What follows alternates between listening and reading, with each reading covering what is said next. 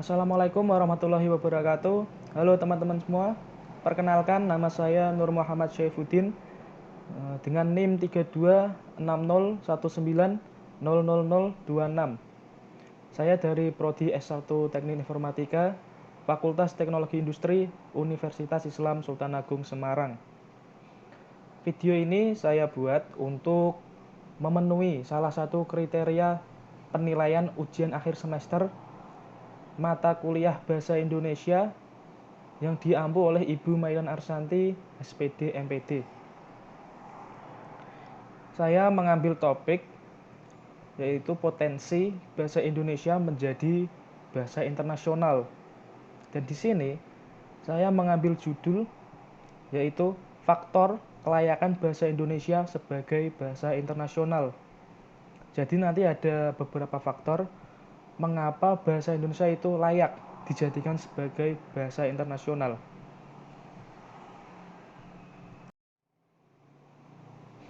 Nah, di sini ada dua faktor mengapa bahasa Indonesia itu layak dijadikan sebagai bahasa internasional, yaitu faktor pertama, faktor intrabahasa, kedua, faktor ekstrabahasa.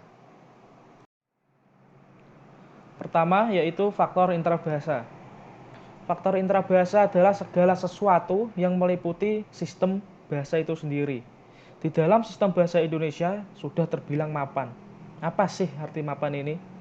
Artinya, beberapa aspek yang terkait dengan bahasa Indonesia sudah diatur dan sudah dibakukan. Bahasa Indonesia telah memiliki sistem ejaan yang mapan, yaitu dengan diberlakukannya Panduan Umum Ejaan Bahasa Indonesia atau yang sering kita kenal yaitu dengan sebutan PUEBI. Dengan demikian, dari segi tata tulis bahasa Indonesia telah memiliki aturan yang baku. Di samping itu, untuk mengantisipasi pengaruh bahasa lain dan untuk pengembangan peristilahan bahasa Indonesia juga telah diterbitkan buku pedoman umum pembentukan istilah. Selanjutnya, yaitu penulisan ejaan bahasa Indonesia tidak menggunakan satupun huruf daerah yang ada di Indonesia. Penulisannya menggunakan huruf Latin yang sudah digunakan secara internasional. Hal itu memungkinkan bahasa Indonesia mudah dipelajari karena lafal sesuai dengan lambang hurufnya. Bahasa Indonesia juga relatif mudah beradaptasi dengan istilah bahasa asing dengan melakukan penyerapan, termasuk istilah bahasa Inggris yang banyak diserap menjadi bahasa Indonesia. KBBI sebagai sarana pembakuan kosakata yang digunakan dalam bahasa Indonesia. Dengan adanya KBBI ini bisa dijadikan sebagai sarana untuk membakukan kosakata yang digunakan dalam sebuah bahasa. Oleh sebab itu, peran kamus besar bahasa Indonesia ini sangatlah penting. Kita dapat mengetahui bahwa suatu bahasa sudah dikodifikasi. Adanya kamus dapat menunjukkan bahwa beberapa kosakata dalam bahasa Indonesia dapat digunakan untuk mengungkapkan ide, menjelaskan pengetahuan, dan mengekspresikan sikap oleh penuturnya.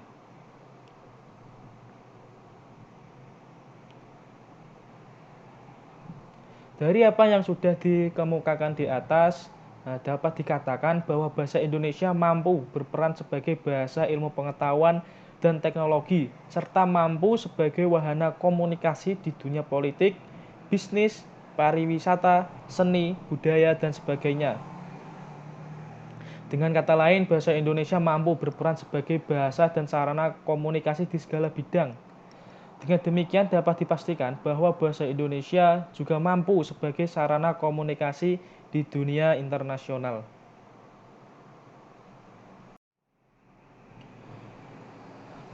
Selanjutnya faktor yang kedua yaitu faktor ekstrabahasa. Faktor ekstrabahasa sendiri digolongkan menjadi dua kelompok, yaitu faktor yang dapat memengaruhi secara langsung dan tidak langsung. Pertama, kita bahas mengenai faktor ekstrabahasa yang memengaruhi secara langsung. Yaitu pertama, jumlah penutur bahasa Indonesia.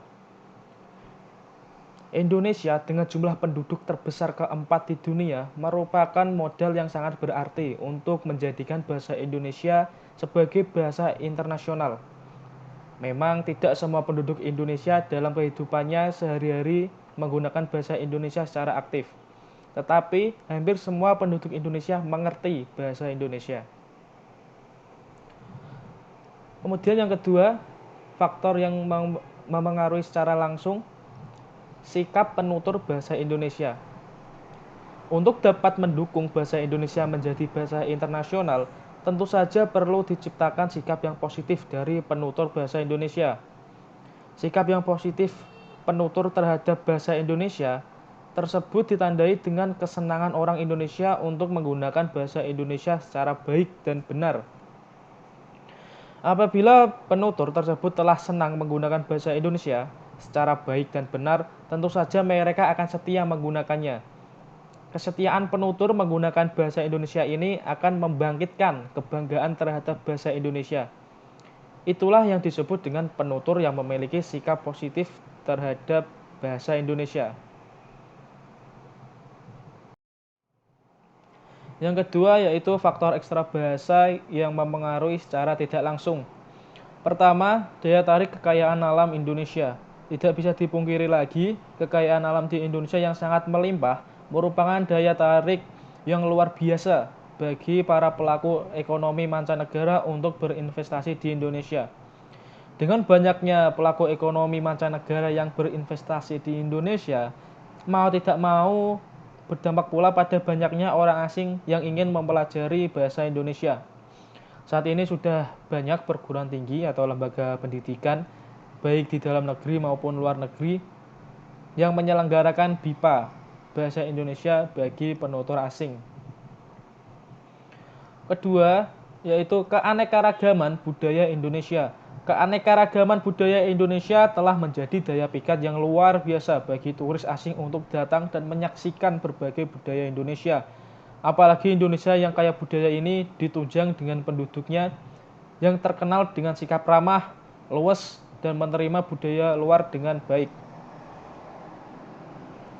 Ketiga, yaitu dengan adanya media massa elektronik yang disiarkan secara internasional dalam bahasa Indonesia.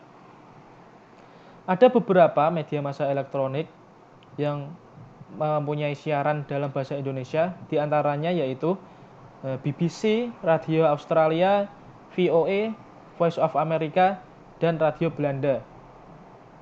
Secara rutin mereka mempunyai siaran dalam bahasa Indonesia.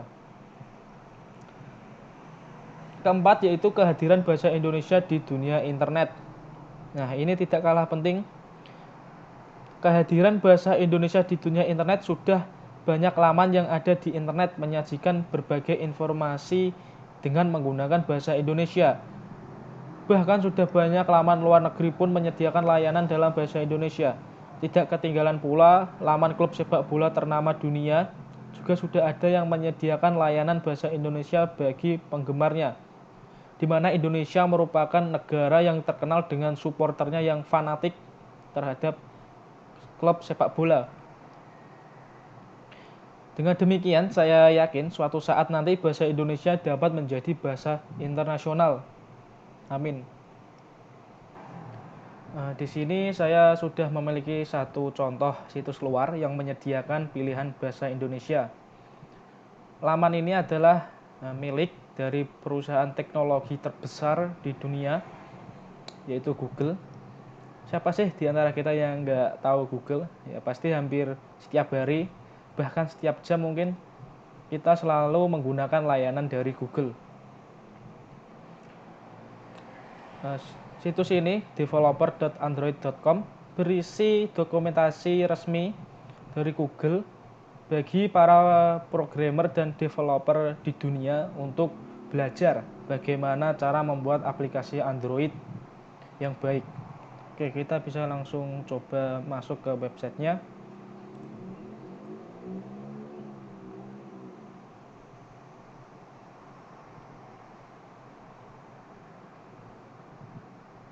Nah, lihat bahkan di sini ya, secara otomatis langsung berubah menjadi bahasa Indonesia. Nah,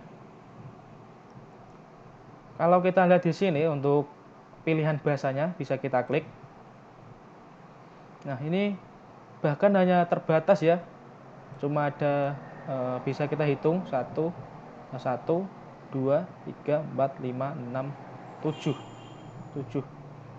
Hanya ada 7 pilihan bahasa. Dan salah satunya ada bahasa Indonesia. Ini menunjukkan bahwa pengguna bahasa Indonesia di dunia itu sangat banyak.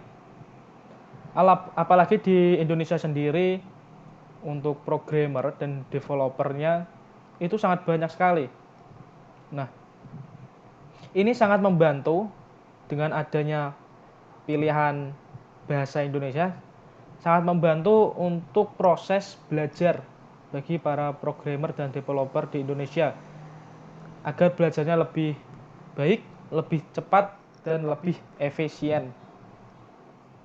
Dari materi yang sudah saya sampaikan tadi mengenai faktor-faktor yang mempengaruhi kelayakan bahasa Indonesia dijadikan sebagai bahasa internasional, ada 2 faktor, yaitu pertama faktor intrabahasa dan kedua faktor ekstrabahasa. Pada faktor ekstrabahasa sendiri masih dikelompokkan menjadi 2, yaitu yang mempengaruhi secara langsung dan secara tidak langsung. Dari sini bisa kita tarik kesimpulan, yaitu dengan memperhatikan arah dan perkembangan bahasa Indonesia yang sudah jelas, dan pasti tidak dapat dipungkiri bahwa bahasa Indonesia dapat menjadi bahasa internasional. Kita sebagai pengguna bahasa Indonesia harus mendukung arah tersebut dengan menggunakan bahasa Indonesia dan lebih mengutamakan penggunaan bahasa Indonesia daripada bahasa asing. Ini adalah referensi yang saya gunakan dalam pembuatan materi tadi, yaitu di situs resminya milik Kemendikbud, yaitu ini badanbahasa.kemdikbud.go.id. Silahkan jika teman-teman ingin membaca lebih lengkap, bisa langsung kunjungi situs ini. Demikian tadi materi singkat yang dapat saya sampaikan. Saya harap bisa memberikan manfaat bagi teman-teman semua. Dan semoga tiba waktunya nanti kita bersama-sama bisa melihat bagaimana bahasa Indonesia ini benar-benar menjadi bahasa internasional. Amin. Terima kasih. Mohon maaf jika ada salah-salah kata. Wassalamualaikum warahmatullahi wabarakatuh.